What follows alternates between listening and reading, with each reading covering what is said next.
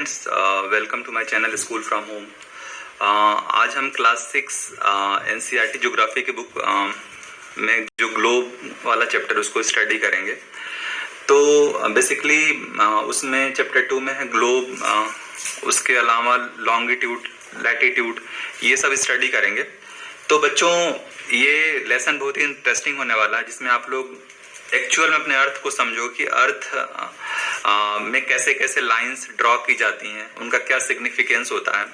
तो स्टार्ट करते हैं बच्चों। देखो ये आपके सामने चैप्टर 2 है क्लास 6 एनसीईआरटी की, और ये हमारे सामने ग्लोब है।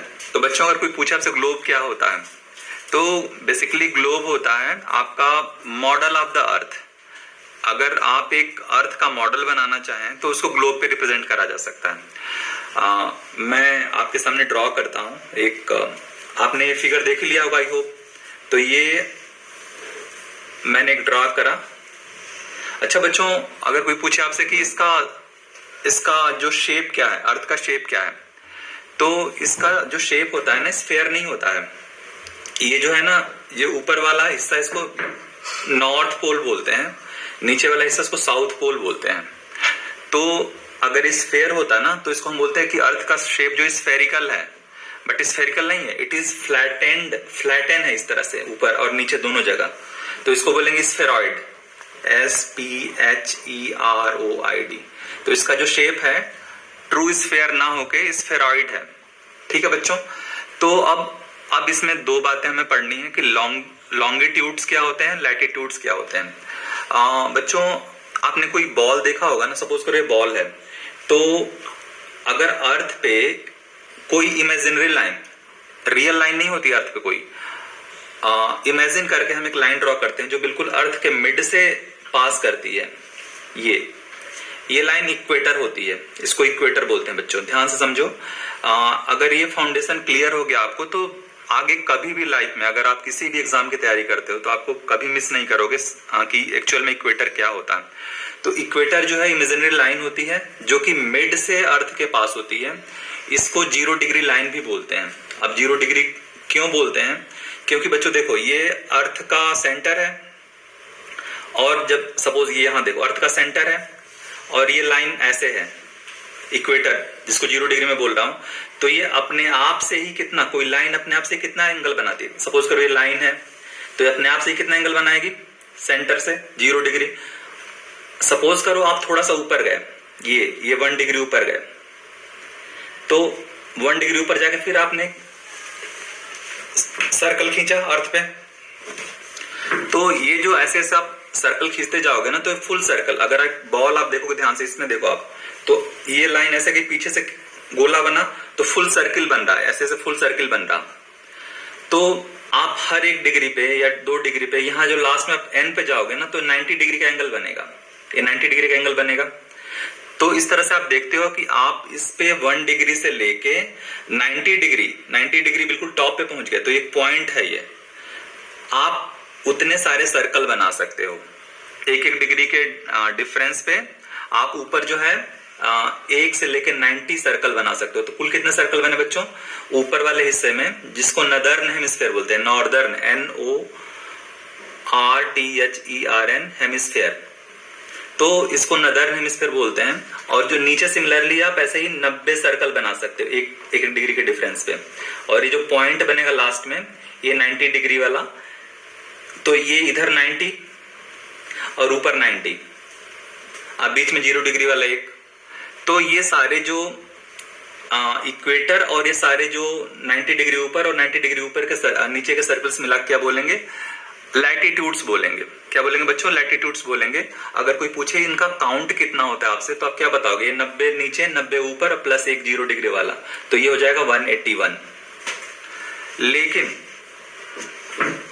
कभी कभी ऐसा होता है बच्चों, कोई किसी एग्जाम में अगर आपके पास ये हो कि जो ये ऊपर वाला जो एन है और नीचे वाला साउथ है, तो एक पॉइंट है, तो आपको वहां सोचना पड़ेगा कि पॉइंट को क्या हम सर्कल मानेंगे, क्योंकि ये पूरा ये सर्कल है, 1 डिग्री 2 डिग्री सर्कल है, ऐसे 3 डिग्री वाला सर्कल है, 4, ये जो n डिग्री वाला है ना, एक पॉइंट है ऊपर, ये नीचे S वाला एक पॉइंट है।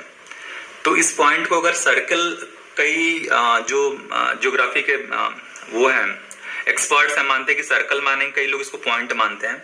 तो जो लोग पॉइंट्स मानते हैं उनको, उनके अकॉर्डिंग 179 जो है ये लैटिट्यूड्स हो, ये लैटिट्यूड्स बताया मैंने ना, जो इक्वेटर के पैरेलल जो लाइंस आप खींच रहे हो लैटिट्यूड्स होते हैं। ठीक है बच्चों, तो आई होप कि आपको ये लैटिट्यूड्स क्लियर हो गए होंगे। अच्छा, इसकी कुछ प्रॉपर्टी मैं बता देता हूं आपको लैटिट्यूड्स की,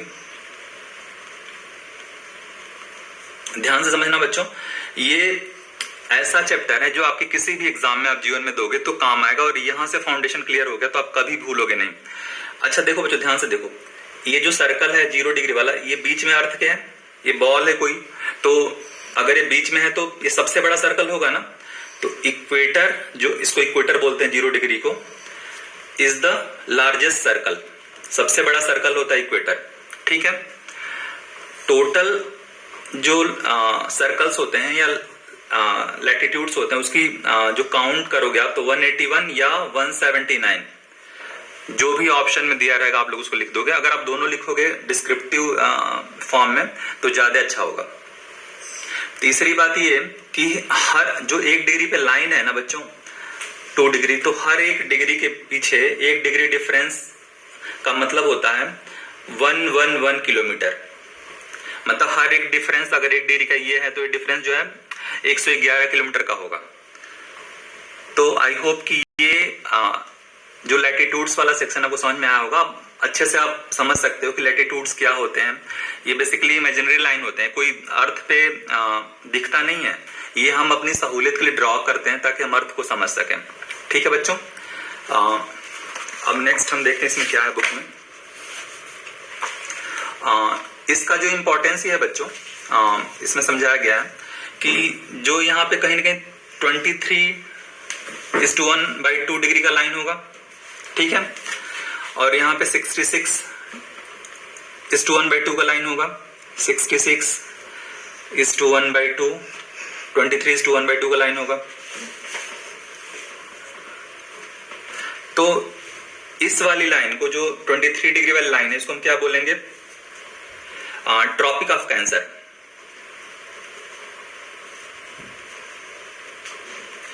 तो बच्चों देखो, ये मैंने अब मैं इसको फ्लैट में दिखाने का ट्राई कर रहा हूं। ये इक्वेटर है आपका, अब सर्कल बना पाना पॉसिबल नहीं, ये 23 डिग्री लाइन थी। तो जो ये वाला हिस्सा है बच्चों ना, ये 23 डिग्री नॉर्थ में है, ऐसे 23 डिग्री साउथ में होगा। तो जो ये वाला हिस्सा है बच्चों 0 डिग्री के ऊपर 23 और 0 डिग्री के नीचे 23, ये दुनिया में सबसे ज्यादा हीट यहाँ पे मिलती है। फॉर एग्जाम्पल, अगर आप यहाँ से टॉर्च अगर जलाओ, सपोज करो सन एक टॉर्च है, तो जो रेज जाएंगी ना तो वो मिड में पड़ती हैं, 0 डिग्री के ऊपर या उसके आसपास। तो हमारे ज्योग्राफी के जो एक्सपर्ट्स हैं उन्होंने माना है कि इस बीच जो होता है ना, अर्थ का सबसे ज्यादा हीट गेन करने वाला एरिया, सबसे ज्यादा हीट गेन होता है इस वाले एरिया में। तो इस एरिया को बोलते हैं बच्चों, इस एरिया को हम बोलते हैं टॉरिड जोन। ठीक है, टॉरिड जोन बोलते हैं क्योंकि यहाँ पे जो हीट है सबसे अधिक फाइंड होता है। अच्छा बच्चों, जो जो आप ऊपर जाओगे, ये ऊपर और गए 66 पे गए, तो यहाँ पे हीट की क्वांटिटी थोड़ी सी कम होगी, लेकिन आप जो ऊपर सबसे ज्यादा ऊपर जाएंगे तो यहाँ पे हीट सबसे, अगर आप बीच में मिड में यहाँ पे टॉर्च जलाओ तो सबसे कम हीट यहाँ पे पड़ रही है, सनलाइट के कारण हीट होता है। तो ये जो होता है, ये वाला 66 डिग्री ऊपर और 66 डिग्री नीचे, इसको बोलेंगे टेम्परेट जोन। ये वाला एरिया टेम्परेट जोन, क्योंकि यहाँ पे ये टेम्परेट हुआ, ये टेम्परेट जोन हो। लेकिन अगर बच्चों आप यहाँ पे 66 ये हो गया साउथ, अगर ये 0 डिग्री साउथ पे जाओ या 0 डिग्री नॉर्थ पे जाओ, 0 डिग्री नॉर्थ पे जाओ, तो ये वाला जो एरिया होता है इतना फ्रीजिंग होता है ना, इतना चिल्ड होता है कि इसको फ्रिजिड जोन बोलते हैं, FRIGID, फ्रिजिड जोन बोलते हैं। तो इस तरह से जो अर्थ पे हीट जो गेन होता है सन से, उसके हिसाब से जो सबसे मेजर हीट गेन वाला एरिया होता है उसको टॉरिड जोन बोलते हैं। जहां पे मिडिल में हीट गेन होता है उसको टेम्परेट जोन बोलते हैं, और जहां पे सबसे कम हीट गेन होता है उसको फ्रिजिड जोन बोलते हैं। मतलब कि वहां टेम्परेचर इतना कम है कि फ्रिज जैसा फील होता है। तो इस तरह से अर्थ को डिवाइड करा गया है और क्लाइमेट का डिसीजन जो होता है उस पर हीट गेन के हिसाब से होता है। तो ये 3 जोन हो गए अर्थ पे। बच्चों अब हम पढ़ेंगे लॉन्गिट्यूड्स।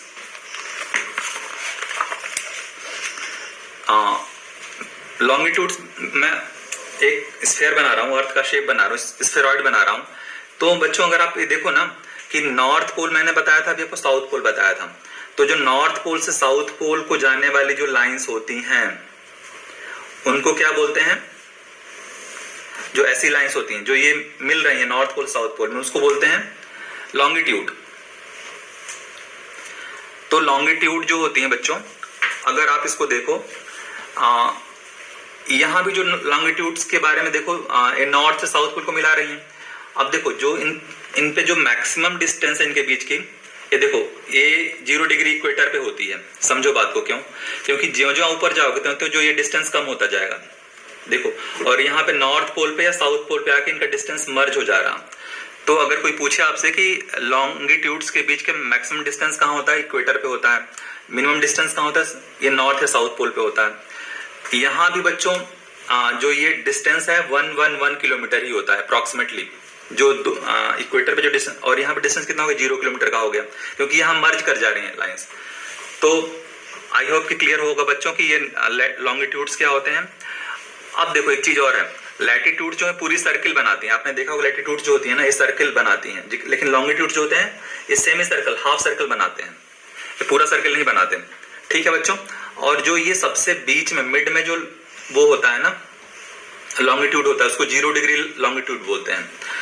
तो 0 डिग्री लॉन्गिट्यूड के जो इधर का हिस्सा होता है उसको ईस्टर्न हेमिस्फीयर बोलते हैं, मतलब कि पूर्वी क्षेत्र। आपने सुना होगा बच्चों लोगों से बात करते हुए कि वेस्ट कंट्रीज हैं, ईस्ट कंट्रीज हैं।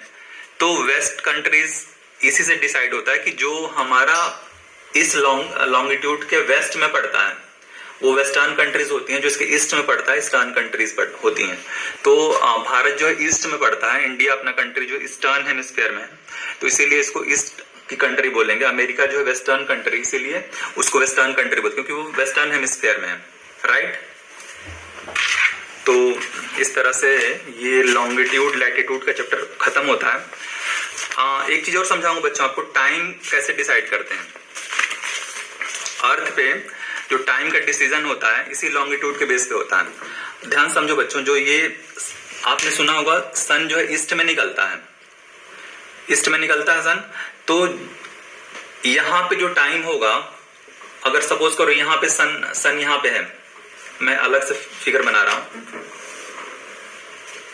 ये सन आपका निकला, तो सबसे पहले इसकी रेज यहां पड़ेंगी। तो सबसे ईस्ट में जो कंट्री है वो न्यूजीलैंड है अभी फिलहाल, लेकिन जापान को मानते हैं कि सबसे यहाँ पे सबसे पहले सूर्योदय होता है। बट अभी लेटेस्ट न्यूजीलैंड की डिस्कवरी बाद में हुई थी, लेकिन हम जापान को मानते हैं कि जापान में सन राइज सबसे पहले होता है। तो जो 0 डिग्री का एरिया है वहां सबसे, जो ये वाला एरिया है 0 डिग्री, तो यहाँ पे मैंने बताया था, तो ये हुआ आपका 90 डिग्री, ये 90 डिग्री, इसके पीछे आप जाओगे तो 180 और ये 180। तो यहाँ पे सन राइज सबसे पहले होता है। इंडिया का पोजीशन यहाँ पे है कहीं बच्चों, तो इंडिया में सनराइज बाद में होगा। तो सनराइज के आधार पे लोग अपने अपने कंट्रीज का टाइम डिसाइड करते हैं। तो जो भारत में जो टाइम है, वो जो भारत के बीच से लाइन गुजरती है, ये वाली लाइन, जैसे भारत का ये मैप है, इस लाइन का वो है 82.3 ईस्ट। ठीक है। तो भारत में सनलाइट आते आते 82.3 डिग्री पे आके सन आती है। तो भारत में और जापान में सन लाइट आने का जो टाइम डिफरेंस है 5 घंटे का होता है। ऐसे ही जो यूके है, यूके तो पूरा बीच में पड़ता है, तो यूके और भारत के बीच में भी जो टाइम डिफरेंस है 5 घंटे का पड़ता है बच्चों। आप देखो कि जो सन है वो टाइम डिसाइड करता है। सन पहले ऐसे ऐसे चलेगा अर्थ के मूवमेंट के कारण, ये नहीं कि सन चल रहा, तो सन यहाँ आया, फिर यहाँ आया, फिर यहाँ आया, फिर यूके में आया। तो यहाँ पे 5 घंटे बाद आपका यूके में जाएगा। 5 घंटे पहले जो सनराइज है वो भारत में होगा, क्योंकि सनलाइट ऐसे ऐसे मूव करती है बच्चों, देखो। और यूके जो है यहाँ 0 डिग्री पे है और इंडिया जो 82 डिग्री पे है। तो आई होप कि आपको टाइम समझ में आया हो कि दुनिया में टाइम डिसाइड कैसे करते हैं। जब सनलाइट जिस आधार पे, जिस कंट्री में जिस रेशियो में पहुंचता है, उसके हिसाब से वो अपनी कंट्री, अपनी लाइन को स्टैंडर्ड टाइम मानता है। भारत में जो वो स्टैंडर्ड टाइम की लाइन है वो 82.3 डिग्री है और यूके में 0 डिग्री है, क्योंकि यूके वालों ने टाइम दुनिया को दिया था, भारत ने नहीं दिया था, इसलिए अपने को 0 डिग्री पे रखा, बाकी दुनिया को उसके अकॉर्डिंग टाइम मानना पड़ा।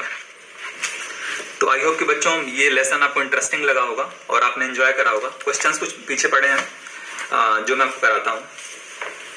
True shape of the earth spheroid मैंने बता दिया था। ग्लोब क्या होता है? Globe is the model of earth मैंने बता दिया था। What is the latitude value of the tropic of cancer मैंने बताया था 23 degree 23.5 degree north. What are the 3 zones of the heat मैंने बता दिया था। Torrid zone, temperate zone, frigid zone. Parallels of latitude क्या होते हैं मैंने बताया था। जो सारे सर्किल्स 0 डिग्री से लेके बनती हैं ये पैरेलल्स ऑफ लैटिट्यूड होते हैं। एंड मेरिडियन ऑफ लॉन्गिट्यूड क्या होते हैं? जो ये नॉर्थ से साउथ पोल को बीच मिलाने वाली जो लाइंस हैं वो लॉन्गिट्यूड्स कहलाती हैं। Why does torrid zone receive maximum amount of heat?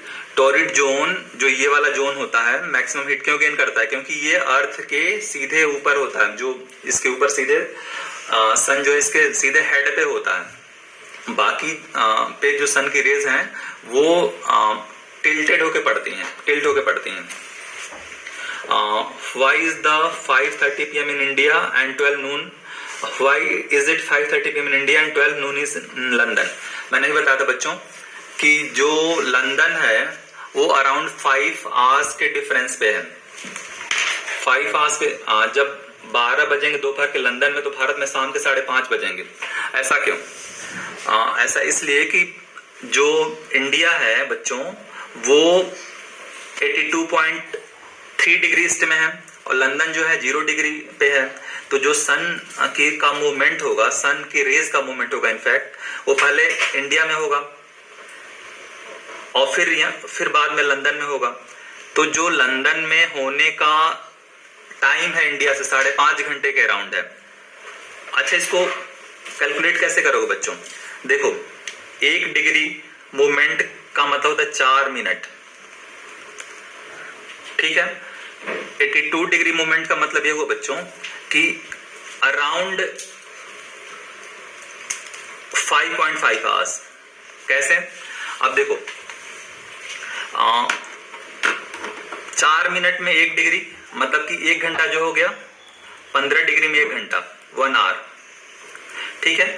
अब 82 में आप डिवाइड करोगे 15 का, तो आपको 5.5 आएगा। 82 डिवाइडेड बाई 15, तो ये अराउंड 5.5 आवर्स आएगा। मतलब कि जो सन रेज की मूवमेंट होगी वो 5.5 घंटे बाद होगी। कहां पे? लंदन में। और इंडिया में 5.5 घंटे पहले होगी। तो जब भारत में जब लंदन में 12 बजेंगे, तो अब यहाँ 12 बजेंगे तो इंडिया में उससे 5 घंटे 5.5 घंटे ज्यादा बजेंगे, तो 5.5 इंडिया में बजेंगे। तो आई होप कि आपको क्लियर हुआ होगा कि सन लाइट के मूवमेंट के कारण टाइम का डिसीजन होता है। जैसे जैसे सन रेज जाएंगे, और अमेरिका तो यहाँ पड़ता है बच्चों, तो यहाँ तो और भी ज्यादा समय डिफरेंस होगा। तो यहाँ पे जब इंडिया में शाम हो जाएगी तब यहाँ सुबह होगा। अराउंड 10 घंटे का फर्क होता है। तो आई होप कि समझ में आया, टाइम समझ में आ गया होगा आपको। अब ये क्वेश्चन नंबर 2 है, the value of prime meridian is. आप बता दो बच्चों क्या होगा? 0 डिग्री, ठीक है। द फ्रिजिड जोन, जो फ्रिज होते हैं वो क्या होते हैं? पोल्स पे फ्रिजिड जोन होता है। Total number of longitudes are, longitude के टोटल नंबर्स कितने होते हैं बच्चों? आप बताओ। 180। लॉन्गिट्यूड्स के टोटल नंबर होते हैं 180, ठीक है। Antarctic circle is located in Antarctic southern hemisphere. Grid network, grid is a network of, grid जो होता है, जो बच्चों ये लॉन्गिट्यूड्स और लैटिट्यूड्स आप पूरा बना देते हो, तो ये अर्थ का ग्रिड होता है। This is the grid of the अर्थ। तो आई होप कि बच्चों आपने एंजॉय करा होगा चैप्टर, और आप दोबारा वीडियो देखिएगा ताकि और अच्छा से क्लियर हो, क्योंकि ये चैप्टर जो है आपके लाइफ टाइम काम आएगा अगर आप किसी भी एग्जाम की तैयारी करोगे फ्यूचर में। इनफैक्ट अगर आपके यहाँ कोई पीसीएस की तैयारी करता हो, आईएएस की तैयारी करता हो, तो इसके बिना उसकी तैयारी बिल्कुल ही इनकम्प्लीट है। तो I hope you like the video. इसको शेयर करिए, सब्सक्राइब करिए, इसको एंजॉय करिए और कोरोना डेज को भी एंजॉय करिए। Thank you. जय हिंद।